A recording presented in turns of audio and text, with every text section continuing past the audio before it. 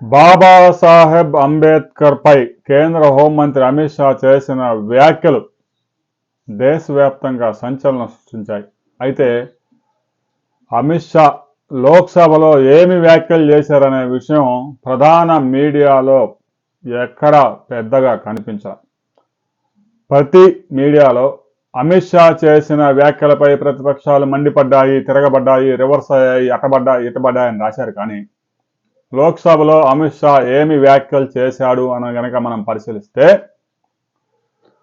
ఒక ఇష్యూలో అమిత్ షా లోక్సభలో మాట్లాడుతూ ప్రతిపక్షాలు ప్రధానంగా కాంగ్రెస్ పార్టీ నోరు తెరిస్తే అంబేద్కర్ అంబేద్కర్ అంబేద్కర్ అంబేద్కర్ అంటూ ఉన్నారు. దళితులకు మీరు అసలు ఏం చేశారు? అంబేద్కర్ అంబేద్కర్ అంబేద్కర్ జపం చేసే బదులు జై శ్రీరామ్ జై శ్రీరామ్ జై శ్రీరామ్ అంటే మీకు పుణ్యమాన వచ్చిద్దని అమిత్ షా వ్యాఖ్యలు చేసినట్లుగా తెలుస్తూ ఉంది. అయితే ఈ వ్యాఖ్యలు రికార్డుల నుంచి తొలగించాల్సిన వివాదాస్పద వ్యాఖ్యలు కూడా కాదు. రికార్డుల నుంచి కూడా తొలగించలేదు. కావాలంటే రికార్డులో చూసుకోండి అని కూడా అమిత్ షా చెప్తున్నారు. అయితే కాంగ్రెస్ పార్టీ, ఎస్పీ, తర్వాత రకరకాల ఈ టీఎంసీ,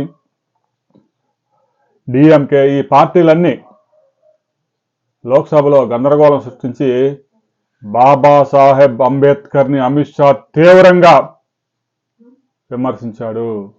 ఆయన పరువు తీశాడు, దళితుల్ని అవమానపరిచాడు అంటూ రొచ్చు చేశారు.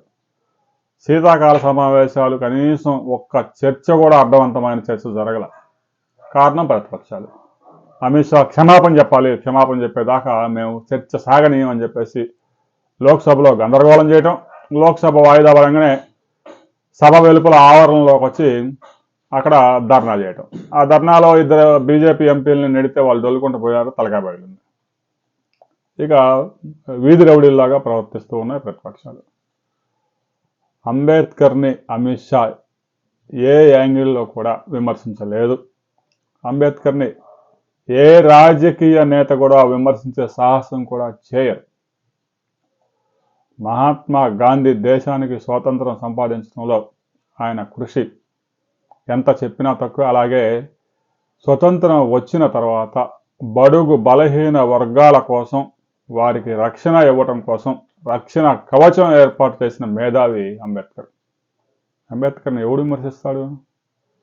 రాజకీయాల్లో ఉంటాడా ఎవడైనా అంబేద్కర్ని విమర్శిస్తే? అలాంటి తప్పు అమిత్ షా చేస్తాడా? చేయడు.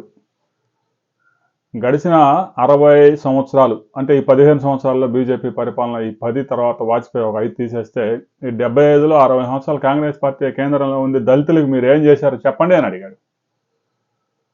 అంబేద్కర్ జపం చేయటమే కానీ మీరు చేసింది దళితులకు మాత్రం మీరు అన్యాయం చేశారని అమిత్ షా ఆ వ్యాఖ్యల్లో చేశారు. అంబేద్కర్ అంబేద్కర్ అంబేద్కర్ అనే బదులు శ్రీరామ్ శ్రీరామ్ శ్రీరామ్ అని అనండి, పుణ్యం వచ్చింది అని చెప్పాడు. దీంతో ఇక ప్రతిపక్షాలన్నీ దళితుల రిజర్వేషన్లు తీసేయడానికి అమిత్ షా కుట్ర పడుతూ ఉన్నాడు. కులగణన చేస్తూ ఉన్నారు.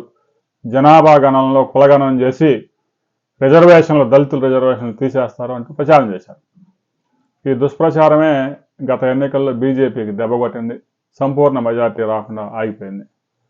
బీజేపీకి గనక 350 పైగా సీట్లు పొరపాటున వస్తే రిజర్వేషన్లను ఎత్తేస్తారు అని ఉత్తరాది రాష్ట్రాల్లో పెద్ద ఎత్తున ప్రచారం చేసింది కాంగ్రెస్ పార్టీ. కాంగ్రెస్ పార్టీ ప్రచారం చేసిన కాంగ్రెస్ లబ్ధి పొందలేదు. కానీ ఆ ఉత్తరప్రదేశ్లో ఎస్పీ మాత్రం పెద్ద ఎత్తున సీట్లు గెలుచుకుంది. దీంతో ఇక బీజేపీ కేంద్రంలో కొన్ని పార్టీల సహకారం తీసుకోవాల్సి వచ్చింది. కూటమి ప్రభుత్వం ఏర్పాటైంది. రాబోయే రోజుల్లో ఈ అమిత్ షా వ్యాఖ్యల మీద కాంగ్రెస్ పార్టీ ఇంకా సెల్ఫ్ గోల్ చేసుకుంటుందా? ఇప్పటికైనా ఆ విమర్శలు ఆపి దేశంలో రైతుల సమస్యలు, చాలా సమస్యలు ఉన్నాయి, ఆ సమస్యల్ని ఎత్తు చూపుతారా? లేదంటే ఊరికే అంబేద్కర్ మీద అమిత్ షా వ్యాఖ్యలు చేశాడు, క్షమాపణ చెప్పాలని పట్టుకొని ఊగులాడతారా అనే విషయం మీద మరిన్ని వివరాలతో మరో వీడియోలు తెలుసుకుందాం. వీడియోని లైక్ చేయండి, షేర్ చేయండి, సబ్స్క్రైబ్ చేసుకోండి.